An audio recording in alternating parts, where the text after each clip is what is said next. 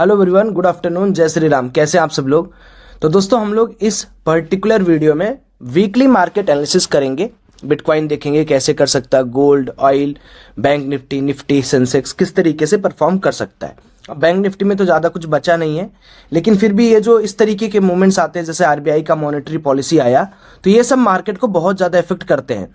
अब मैं आपको थोड़ी बातें बताता हूँ आरबीआई मॉनेटरी पॉलिसी के बारे में। ये आपको अगले हफ्ते के लिए काफी कुछ सिखाएगा। देखो, फ्राइडे के दिन आरबीआई का मॉनेटरी पॉलिसी होता है। उस दिन बहुत सारे लोगों ने ये ठाना था कि जिस तरीके से जीडीपी श्रिंक किया है, जो इन्फ्लेशन बढ़ा हुआ है, उसके बाद गवर्नर साहब कुछ ना कुछ तो करेंगे और इस बार कुछ ना कुछ तो रेट कट होगा। लेकिन रेट कट नहीं हुआ। अब इसका सबसे बड़ा रीजन क्या है वो आप समझो। देखो, सबसे पहले इन्फ्लेशन क्यों बढ़ा? क्योंकि इनका ये मानना है कि जो वेदर चेंज हुआ, जितना हम मानसून एक्सपेक्ट किए थे, या जो जियोपॉलिटिकल टेंशन हम जितना जल्दी खत्म होने के बारे में सोचे थे, वो टाइम से नहीं हुआ, इसलिए इन्फ्लेशन बढ़ा। दूसरी चीज भाई, जो जीडीपी श्रिंक हुई, उसका सबसे बड़ा रीजन क्या है कि जो इन्फ्लेशन बढ़ा उसकी वजह से लोगों की परचेजिंग पावर खत्म हो गई। आप बास्केट में तभी कुछ चीजें खरीद के लाओगे ना जब आपके पास पैसा रहेगा, सस्ता रहेगा। दूसरा, अर्बन स्पेंडिंग खत्म हो गई, मतलब खत्म का मतलब कम हो गई। और गवर्नमेंट का जो एक्सपेंडिंग या गवर्नमेंट का जो कैपेक्स होता है खर्च करने का, वो इस बार सबसे कम था पिछले क्वार्टर्स में। तो आरबीआई के गवर्नर का ये मानना है कि ये सब चीजें बैक टू नॉर्मल हो जाएंगी और हम अभी डिसाइड कर रहे हैं कि हम कुछ भी नहीं करने वाले हैं, कोई रेट कट अभी नहीं करेंगे। लेकिन एक बहुत अच्छी चीज उन्होंने की, मार्केट के अंदर सीआरआर को 50 बीपीएस से कट करके 4.5% से लेके 4% पे लाया। अब ये सीआरआर क्या होता है? ये होता है कैश रिजर्व रेशियो।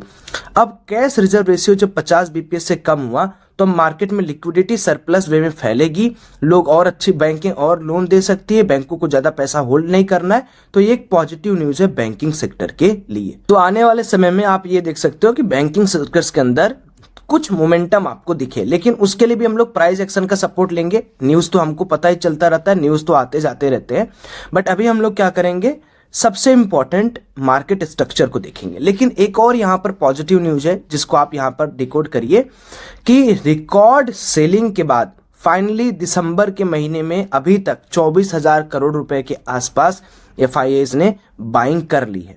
अब बाइंग करने का ये मतलब नहीं है दोस्तों कि डायरेक्टली आपको जंप हो जाना है मार्केट की किसी भी कंडीशन में। आपको देखना है, आपने जोन को पहचानना है, जोन मिले उसके बाद आपको ट्रेड करना है। एक बार हम लोग देख लेते हैं कि मार्केट का क्या सीन है वीकली स्टेटस पे।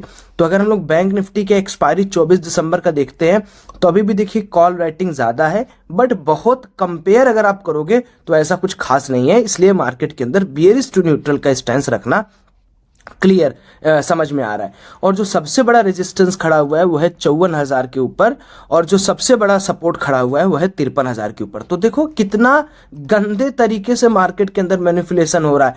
1,000 पॉइंट का रेंज बना के सेलर्स यहां भी सेल करके बैठे हैं, यहां भी सेल करके बैठे हैं, और बेचारा बायर्स को लगता है कि मार्केट एक ही दिन में 1,000 पॉइंट मूव कर जाएगा, जो कि नामुमकिन है।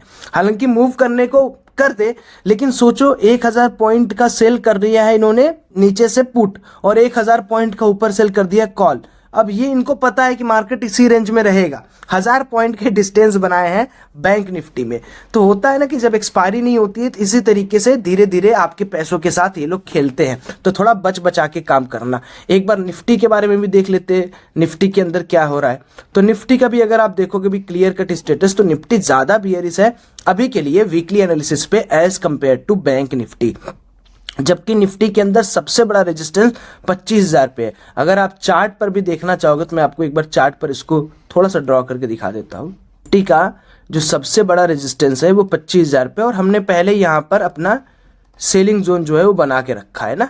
आपको अगर याद होगा तो मैंने बोला था कि नेक्स्ट हम लोग बीटीएसटी वगैरह करते हैं वो हम लोग तभी प्लान करेंगे जब मार्केट 25,000 के ऊपर निकलने की कोशिश करेगा। तो मैं इस बैकग्राउंड को थोड़ा रेड कर देता हूं और इसको हटा देता हूं, एंड सारे और भी ड्राइंग्स को मैं यहां पर रिमूव कर देता हूं। तो सबसे पहली बात कि मार्केट के अंदर देखो, अगर आप डे वाइज टाइम फ्रेम पर देखोगे तो नीचे से थोड़ा सा मार्केट ने प्रेशर डाल के क्लोजिंग किया है। ऊपर अभी भी देखो एक रेजिस्टेंस लाइक माहौल बना हुआ है, मार्केट एक बार निकलने की कोशिश किया बट फिर से इसको यहां पर गिरा दिया गया। बट जो क्लोजिंग हमारी हुई है कल के दिन यानी फ्राइडे के दिन, वो थोड़ी फ्लैट हुई है, बैंक निफ्टी में भी फ्लैट हुई है। ये दिखा रहा है कि नीचे से स्टिल थोड़ा सा बुलिश प्रेशर है, और अगर 25,000 के ऑड लेवल को निफ्टी यहां पर क्रॉस करने में सक्षम रहता है मंडे के दिन, तो आप 25,500 और 26,000 के लेवल को भी बहुत आसानी से देख सकते हो। हालांकि देखो अभी जो रैली स्टॉक मार्केट के अंदर चल रही है ना, वो इंडेक्स स्पेसिफिक है, न्यूज स्पेसिफिक है। लेकिन सोचो अगर यही तगड़ी रैली स्टॉक को लेकर चले, जिस तरीके से स्टॉक को लेकर रैलियां चलती आई हैं, आपने अगर देखा होगा तो small cap, mid cap, next 50, इन सब में भी अगर तेजी से बाइंग आई तो फिर से आप 26,500 का निफ्टी देखोगे। और अगर निफ्टी के अंदर कोई गिरावट का सीन बनेगा तो देखो यूं 25,100 के आसपास आके फिर मार्केट रिटेस्ट करने के लिए आ सकता है। तो ये भी तैयारी रखना कि 25,100, 25,150 का ये जो जोन है ना, ये एक फेलियर जोन भी है। माइट भी ऐसा हो सकता है, अगर आप थोड़ा सा इसको देखो, मैं थोड़ा चार्ट बड़ा कर देता हूं, देखना इसको। जैसे समझो मार्केट के अंदर क्या है कि हम लोग ये डिसाइड कर रहे हैं कि चलो भाई ओवरऑल पिक्चर सही है, पिक्चर सही है कि मतलब मार्केट यहां से गिरा, उसके बाद मार्केट धीरे धीरे करके उठा, फिर एक रिटेस्ट लिया, फिर उठा। एंड यहां पर अगर आप देखोगे तो ये जो जोन है, ये पूरा का पूरा जोन क्या है, 25,261 से लेकर अभी भी एक स्विंग बना हुआ है सेलर्स का। तो अगर मान लो वीकली एनालिसिस पर देखना चाहते हो तो मान लो 25,000 क्रॉस किया, तुमने एक लॉन्ग साइड का पोजिशन बना लिया, लेकिन तैयारी इतनी अच्छी करना कि 25,260, 200, 300 तक अपने आप को डरा के ही रखना है। ऐसा नहीं कि पोजीशन ले लिए छोड़ दिए, क्योंकि वहां से भी मार्केट क्या कर सकता है, एक ब्रेकआउट दिखा के, इस ब्रेकआउट में बहुत सारे लोग को फेल करके फिर नीचे आ जाए धीरे धीरे, और ये फिर नीचे आए, फिर यहां से ये डब्ल्यू पैटर्न क्रिएट करके उठने की कोशिश करे। क्योंकि लार्जर टाइम फ्रेम पे क्या पैटर्न ऑपरेटर्स के दिमाग में चल रहा है वो गेस करना नामुमकिन है। तो ये निफ्टी की वीकली एनालिसिस है, अभी मैं कल की एनालिसिस आपको बताऊंगा, बट अभी जो मैं बताया ये मोटी मोटी बातें हैं, इनको आप लोग को जानकर याद रखना बहुत ज्यादा जरूरी है। क्योंकि जब आप ट्रेडिंग करते हो तो ये सारी चीजें आपके दिमाग में होनी चाहिए कि मुझे कहां रुकना है, कहां जाना है। अब ट्रेडिंग के अंदर देखो खेल ये हो गया है ना कि खेलने वाले बहुत सारे लोग आ गए, लेकिन मैक्सिमम लोगों को ये नहीं पता है कि मार्केट के अंदर रुकना कहां है, और आपको रुकना सबसे इंपॉर्टेंट है। थोड़ा सा एक बार और देख लेते हैं हम लोग डेटा। अब डेटा में अगर आप देखोगे तो हमें अब चलना है पार्टिसिपेंट्स ओआई में। अब देखो पार्टिसिपेंट ओआई हम लोग क्यों देखते हैं, क्योंकि शुक्रवार का जो डेटा है वो पक्का बात है कि मंडे को थोड़ा बहुत तो काम आ ही जाता है। तो एक बार हम लोग इसको भी देख लेते हैं, तब तक ओपन होने दो उसको, और तब तक मैं ना उसके लिए क्रिप्टो के लिए भी कुछ लगा लेता हूं, ताकि क्रिप्टो की एनालिसिस कर ले, और गोल्ड के लिए भी कुछ मैं लगा लेता हूं। ठीक है, दोनों सब कर देंगे ना वीकली। बड़ा रॉ वीडियो है आज का। चलो अब यहां पर आप देखो, यहां पर थोड़ा सीन बदला हुआ है। यहां पर भले अच्छी खासी न्यूज आई है मार्केट के अंदर, प्रो ने थोड़ी सी सेलिंग करके रखी है, रिटेलर ने थोड़ी बाइंग करके रखी है। तो अब बेसिक सेंस अपना क्या कहता है कि सोमवार के दिन अपनी ट्रेडिंग कैसे होगी।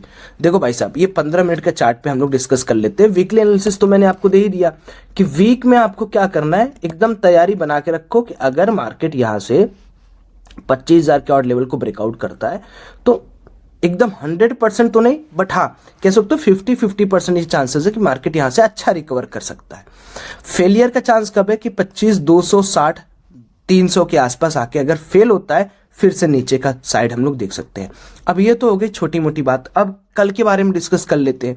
कल अब देखो, जैसे मार्केट के अंदर सेलिंग का प्रेशर बना हुआ है, तो अगर मार्केट के अंदर थोड़ा बहुत फ्लैट खुलता है मार्केट, ठीक है, और यह मार्केट थोड़ा बहुत गैप अप खुलता है 24,750 तक, बड़े गैप अप में हमें सिर्फ लॉन्ग का प्लान करना है कल के दिन।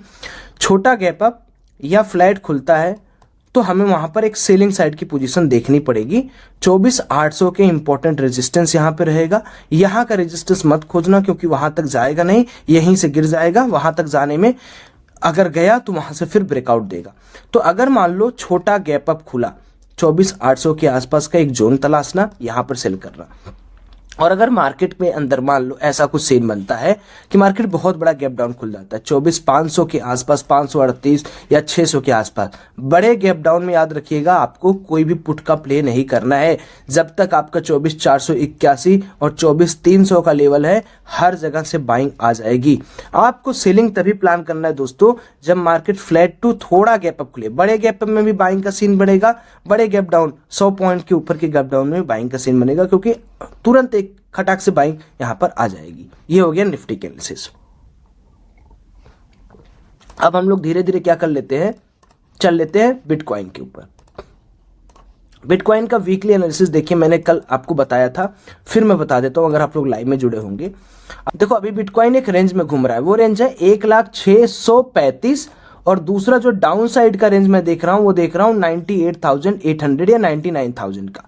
अब ये रेंज देखो बहुत बड़ा नहीं है, आपको पता है कि मार्केट में मोमेंटम तो 1 मिनट में 4000 पॉइंट का हो जाए। फिर ये वेट कर रहा हूं कि अगर मार्केट फिर से 1,0635 के आसपास क्रॉस करता है तो मैं यहां लॉन्ग का प्लान करूंगा।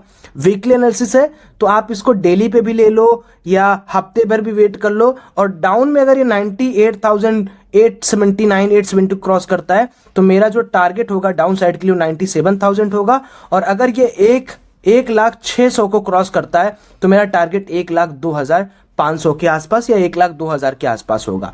उसके बाद गोल्ड के अंदर भी थोड़ी सी एनालिसिस अपनी देख लेते हैं, गोल्ड को किस तरीके से हम कर सकते हैं। बाकी सारे अकाउंट का लिंक मैंने डिस्क्रिप्शन बॉक्स में दिया है। बहुत सारे लोग पूछते हैं भैया एक्सचेंज कैसे यूज करें, गोल्ड कहाँ करें, ऑयल कहाँ करें, सबका लिंक आपको बाबू मिल जाएगा इस डिस्क्रिप्शन बॉक्स में, तो टेंशन नहीं लेने का।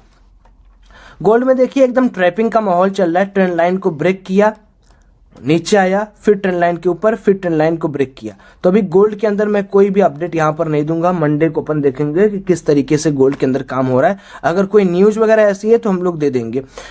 Hezbollah pools out troops from homes and outskirts of damage, चलिए ठीक है। तो गोल्ड को थोड़ा सा यहां पर सेलिंग प्रेशर के अंदर डाल के रखना, ठीक है।